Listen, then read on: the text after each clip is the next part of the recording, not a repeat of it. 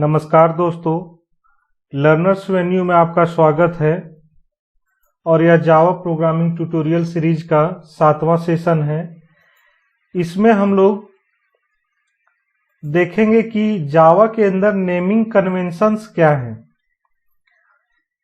मतलब कि हम लोग जब एक किसी आइडेंटिफायर का नाम देते हैं तो किन किन चीज़ों का हमें ध्यान रखना है।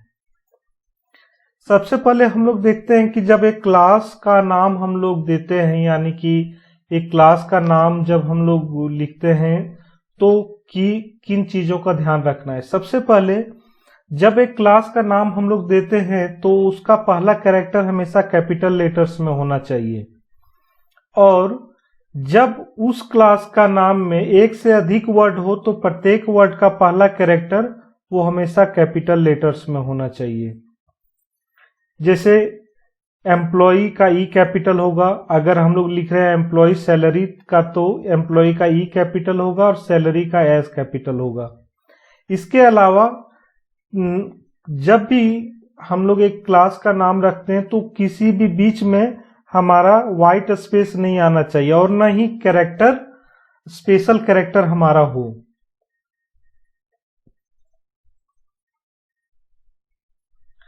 दूसरा, इंटरफेस। जब हम एक इंटरफेस का नाम रखते हैं तो हमें यह ध्यान रखना चाहिए कि पहला कैरेक्टर अपर केस हो, और क्लास की तरह ही यदि उसके अंदर एक से अधिक वर्ड यूज हो रहे हैं तो प्रत्येक वर्ड का पहला कैरेक्टर कैपिटल लेटर में होना चाहिए। जैसे अगर हम लोग एक इंटरफेस का नाम दे रहे हैं एनिमल इंटरफेस, तो एनिमल का ए कैपिटल होगा और इंटरफेस का आई कैपिटल होगा। उसके अलावा हमें यह भी ध्यान रखना चाहिए कि जब एक इंटरफेस का नाम दे रहे हैं तो वो कुछ एडजेक्टिव वर्ड हो, लाइक रनेबल, प्रिंटेबल, इस तरह का वर्ड रखने से आइडेंटिफाई होता है कि ये हमारा एक इंटरफेस है। इसके अलावा जो नॉर्मल सभी आइडेंटिफायर्स में अप्लाई होता है कि नेम में हमारा कोई भी वाइट स्पेस नहीं होना चाहिए और कोई भी स्पेशल कैरेक्टर नहीं होना चाहिए। नेक्स्ट आते हैं फंक्शन। जब किसी एक फंक्शन का हम लोग नाम रखते हैं तो उसका पहला कैरेक्टर स्मॉल होना चाहिए, लाइक मेन, शो। और यदि उस फंक्शन का नाम एक से अधिक वर्ड से मिलकर बना हुआ है तो पहले वर्ड का जो पहला कैरेक्टर होगा वो स्मॉल होगा, लेकिन बाकी सभी वर्ड्स के पहला कैरेक्टर हमारा कैपिटल लेटर होगा। जैसे सो ईएमपी डिटेल में एस है वो स्मॉल होगा, ईएमपी में ई कैपिटल होगा और डिटेल में डी कैपिटल होगा। उसी तरीके से अगर कोई फंक्शन आप लिख रहे हैं प्रिंट पेज, तो प्रिंट का पी स्मॉल होगा और पेज का पी कैपिटल होगा। और ये भी ध्यान रखना चाहिए हमें कि जब एक मेथड का नाम हम लोग देते हैं तो वह वर्ड कोई एक वर्ब हो तो अच्छी बात होती है, लाइक शो, डिस्प्ले।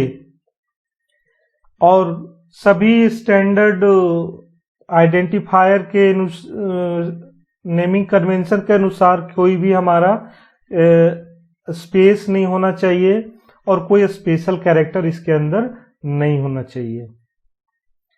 अब आते हैं वेरिएबल में। वेरिएबल में भी सेम है फंक्शन की तरह कि अगर आप किसी वेरिएबल का नाम दे रहे हैं तो वो अगर एक वर्ड का है तो उसका पहला कैरेक्टर, यानी कि सभी कैरेक्टर्स हमारे स्मॉल में होंगे, लेकिन अगर मैं उसमें एक से अधिक वर्ड यूज कर रहा हूं तो पहला वर्ड का कैरेक्टर सारा स्मॉल होगा, दूसरे वर्ड का पहला कैरेक्टर कैपिटल होगा और उसके बाद तीसरे वर्ड का भी पहला कैरेक्टर कैपिटल होगा, और ये चलता चला जाएगा। लाइक अगर एज में लिख रहा हूं तो एज का सारा लेटर्स हमारा स्मॉल होगा। नेम अगर वेरिएबल का नाम दे रहा हूं तो नेम के अंदर सभी लेटर्स स्मॉल होंगे।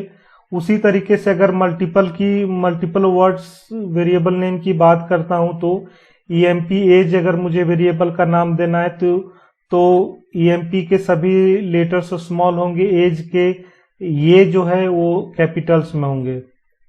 इसके अलावा उसके अंदर आप किसी भी तरह का वाइट स्पेस यूज नहीं कर सकते हैं और किसी भी तरह का स्पेशल कैरेक्टर्स यूज नहीं कर सकते हैं। नेक्स्ट है पैकेज। जब भी किसी एक पैकेज का नाम हम लोग देते हैं तो उसके सारे कैरेक्टर्स लोअर केस में होंगे, लाइक मैथ, लैंग, और उसके अंदर यदि मल्टीपल वर्ड्स आ रहे हैं तो प्रत्येक वर्ड के बीच में डॉट ऑपरेटर आएगा और उसके बीच में यानी कि पैकेज नेम के बीच में कोई व्हाइट स्पेस नहीं होगा। इसके अलावा किसी भी तरह का स्पेशल कैरेक्टर्स हम लोग इसके अंदर यूज नहीं कर सकते हैं। लास्ट हमारा है कांस्टेंट। जावा के अंदर जब भी हम लोग कोई कांस्टेंट बनाते हैं तो हमें ध्यान रखना चाहिए कि सभी तरह के कांस्टेंट के सभी लेटर्स हमेशा कैपिटल्स में होंगे, और यदि उसके अंदर एक से अधिक वर्ड्स आ रहे हैं तो सभी वर्ड्स को आप अंडरस्कोर के थ्रू सेपरेट कर सकते हैं। तो इस वीडियो के लिए इतना ही guys. Thank you, thanks for watching. मिलते हैं नेक्स्ट वीडियो में। Thank you.